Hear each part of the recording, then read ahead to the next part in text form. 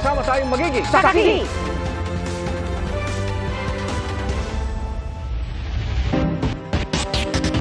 Pinahaharap sa pagdinig ng Senado sa Lunes si dismissed Bamban Mayor Alice Guo. Alinsunod po yan sa utos ng Korte kasunod ng hiling ng chairperson ng komite na payagan si Guo na dumalo sa pagdinig. Bago yan, muling nabanggit ni Guo ang tungkol sa umano'y death threats laban sa kanya. Bagay na pinagdududahan ng isang opisyal ng Presidential Anti-Organized Crime Commission o PAOC. Saksi, si Joseph Moro. I'm in the ball. Hey, Alice. What happened? Nothing happened. You just follow us, okay? Okay, let me change. 3 araw matapos maaresto sa Tangerang, Indonesia, naibalik sa Pilipinas si dismissed Bamban Mayor Alice Guo na nahaharap sa patong-patong na reklamo dahil sa kaugnayan umano niya sa pogo sa Bamban, Tarlac.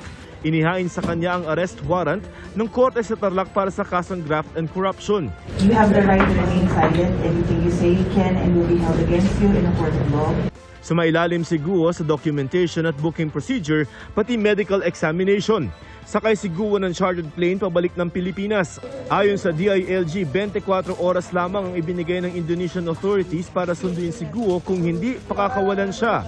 May kaibigan ako nagpahiram na eroplano para lang magawa ito sa mas madaling paraan. Kasi hahabulin natin yung alaunang sinasabi. At inuulit ko, nising ko, wala akong ginastos ang pamahalaan dito. Ayon sa BI, isang babaeng monk o mongha ang may-ari ng apartment na tinuluyan ni Guo. Nakilala lamang daw ni Guo sa isang mall na kanyang pinakiusapan. Natuklasan din ng mga otoridad na 4 na tao ang tumulong kay Alice para makapagtago sa Indonesia, mga Chinese at Indonesian. Naging malaking tulong sa amin nung na-identify namin yung mga locals na local contacts na dito at may Chinese din na kasama. Siya yung nagpo-provide ng logistics na dito, pati yung sa mga hotels, yung mga locals na contacts nila, sila yung ginagamit nila na pangalan sa mga hotel na tinutuluyan niya. Kung sa Indonesia kahapon, nakangiti pa si Guo at handa makipag-selfie nang iharap siya kaninang madaling araw sa presscon kasama ang liderato ng DILG at PNP. Naka-face mask na si Guo at nakasuot ng orange t-shirt na may tatak na CIDG detainee. Nakaposes ang kamay ng dating alkalde na nakatakip ng tela. Nakatalikod siya sa halos kabuuan ng presscon. Matipid na sagot sa media. Kino-confirm ko po ang lahat po ng sinabi po ni Secretary na meron po akong death threats po at humingi po ako ng tulong po sa kanila at masaya din po ako na nakita ko po sila. I feel safe po. Maraming salamat po. Mayor Alice, kaya po ba medyo masaya po kayo sa mga pictures and yung mga nakikipag-selfie pa po sa inyo, lagi kayo nakasmile na parang less stress po kayo sa inyo pong sitwasyon? Opo.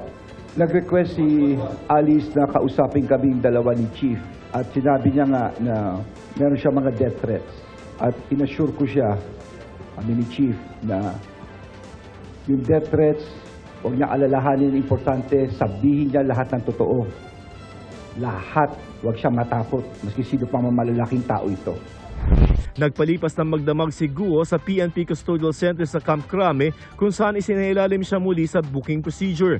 Kinabukasan, naka-bulletproof vest, may takip sa ulo at napaliligiran ng police escort si Guo nang dalhin sa Branch 109 ng Tarlac Regional Trial Court na naglabas ng warrant laban sa kanya. Yung warrant of arrest na inisyu po ng RTC Kapas po takes precedence over the arrest warrant issued by the Senate po. So kung magkakaroon po ng hearing uli ang Senado po at nasa kustodiya pa po siya ng PNP, in this case, ang Senate po ay magre-request sa mismong korte po na nag-issue po ng warrant of arrest.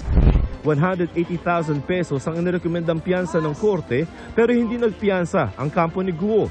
Ipinag-utos ng korte na ikulong si Guo sa Crame habang dinidinig ang kanyang kaso. Kaya ibinalik siya sa PNP Custodial Center. We see no reason for that considering na kahit mag-bail siya, definitely hindi pa rin makukuha yung purpose considering nga na meron pa din siyang other warrant of arrest. Magpo-post ng bail, makukulong ka rin. Makukulong sila sa Senate, di ba? Ganun din eh.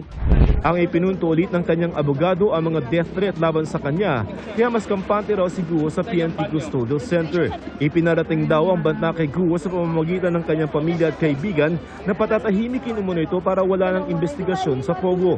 Kaya nga raw ganun na lamang ang tila saya ni Guo sa mga litrato at video nang i-turn over siya ng Indonesia na binabatikos ngayon. At least ngayon masaya siya. Ayaw ba nila yun na masaya siya? Gusto ba nila malungkot yung tao? Noon, ang dami niyang worry sa kanyang security, di ba? Ngayon, anong worry na? Protected siya ng pinakamagaling na security agency sa Pilipinas. Pero giit ng chairperson ng Senate Committee na siya nagpa-contempt kay Guo, kaya nagkaroon ng arrest order ang Senado laban sa kanya. Dapat sa Senado muna siya ma-detain para makaharap sa hearing sa Lunes. Ginagalang ko ang karapatan ng judiciary na maglabas ng warrant. Pero ang Senado ang may pinakaunang arrest warrant laban sa kanya. Ang Senado ang nag-trigger ng manhunt. Senate warrant ang bitbit ng ating law enforcers sa Jakarta. Dahil hawak na ng korte si dating Banban Tarlac Mayor Alice Guo, kinakailangan na ngayon ng Senado na humingi ng permiso sa korte tuwing kakailanganin nito si Guo na dumalo sa mga pagdinig. Sana dumating para ako gusto ko talaga mag-atensyonan dahil ang daming i-clarify niya sino ang nagpatakas sa kanya, di ba? Sino ang nagtulong sa kanya para umalis siya ng bansa. I'm sure mas dumadami yung threat ngayon dahil may mga involved dyan na hindi natin kanila kung sino. PNP may custody niyan. It's all up to the court kung papayagan siya. Sumulat na si Senadora Risa Ontiveros sa korte para hilinging payagang humarap sa pagdinig si Guo sa Lunes, bagay na pinayagan ng korte. Inutusan din ang PNP Custodial Center na dalhin si Guo sa Senado sa araw ng pagdinig. Tanong din ni Ontiveros sa jabang naghain ng DILG ng mas mahinang kaso para sila ang makakuha ng kustodiya kay Guo. Sandigan Bayan daw dapat ang may hawak ng graft and corruption charges laban sa high-ranking officials gaya ni Guo. Sagot naman ng DILG, sa ombudsman sila naghain ng reklamo at ang ombudsman ang naghain ng kaso sa Tarlac RTC.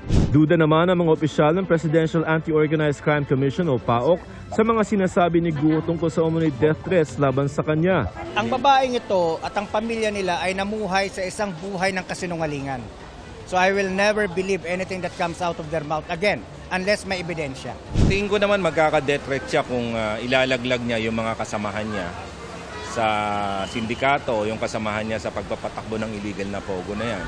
Si Pangulong Marcos duda naman sa sinasabi ni Guo na hindi niya alam ang nangyayari sa Baufo Compound kung saan umuupa ang niraid na pogo sa Banban, lalo't malapit lamang ito sa munisipyo. Tapos marami pa siyang kasagutin. Paano siya yumaman ng ganyan? Ba't ang dami-dami ng pera? Paano siya naging mayor na hindi naman siya kilala ng tiga doon? Sana naman mabuti-buti ang sagot ni Alice Guo as compared doon sa mga kasamahan niya.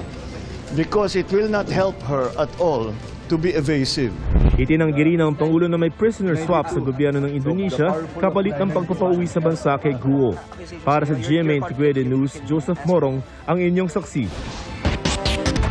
Hihingan po ng paliwanag ang mga tauhan ng Immigration at NBI dahil sa mga selfie nila kasama si dismissed Bamban Mayor Alice Guo. May paliwanag din si Interior Secretary Benher Abalos tungkol sa litrato niya kasama ni Guo na nag-viral din. Saksi, si Oscar Oida. Nang iproseso sa Indonesia ang mga papeles ni Alice Guo para maibalik sa Pilipinas kahapon. Okay. Dinumog siya ng ilang opisyal ng Pilipinas at Indonesia para makipag-selfie.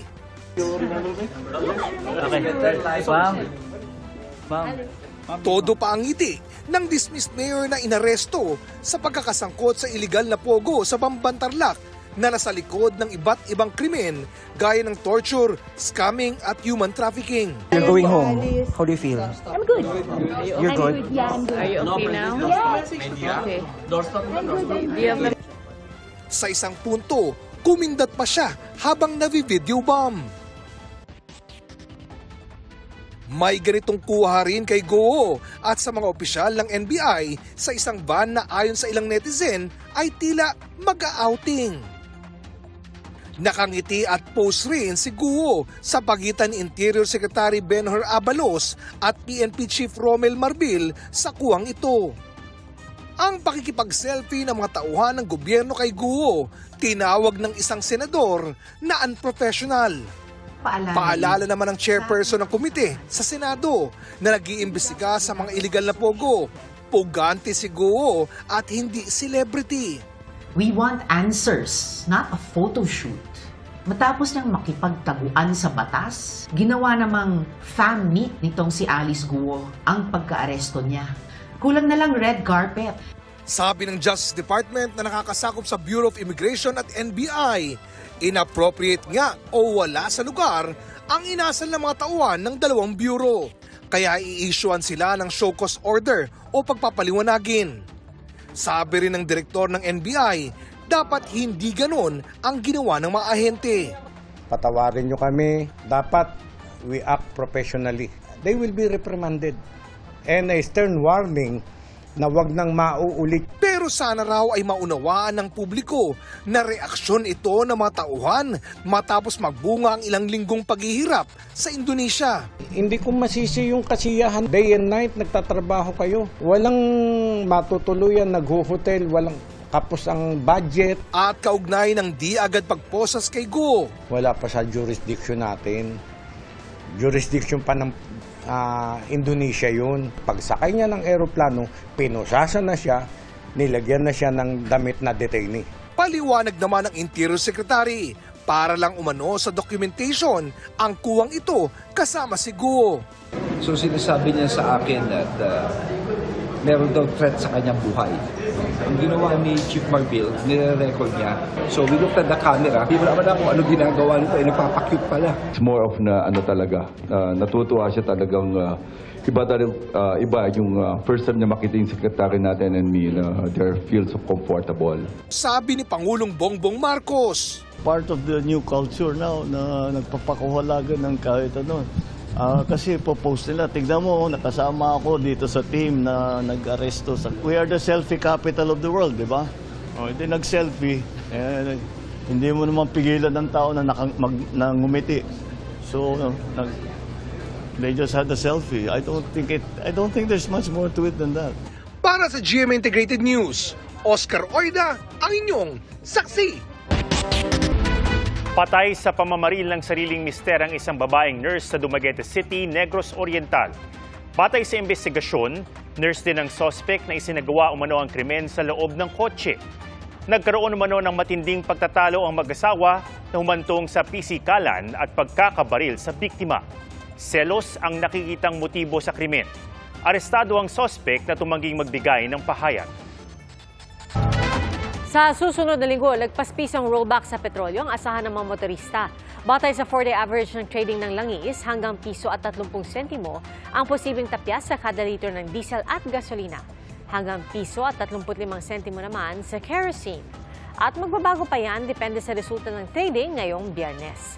Ayon sa Oil Industry Management Bureau ng Energy Department, may epekto sa nakaambang rollback ang paghina ng demand sa langis sa China at Amerika. Gayun din ang dagdag produksyon ng langis sa Libya at ang plano para riyan ng OPEC Plus countries sa Oktubre. Mga kapuso, sama-sama tayong maging saksi. Mag-subscribe sa GMA Integrated News sa YouTube at para sa mga kapuso abroad, samahan niyo kami sa GMA Pinoy TV at sa www.gmanews.tv.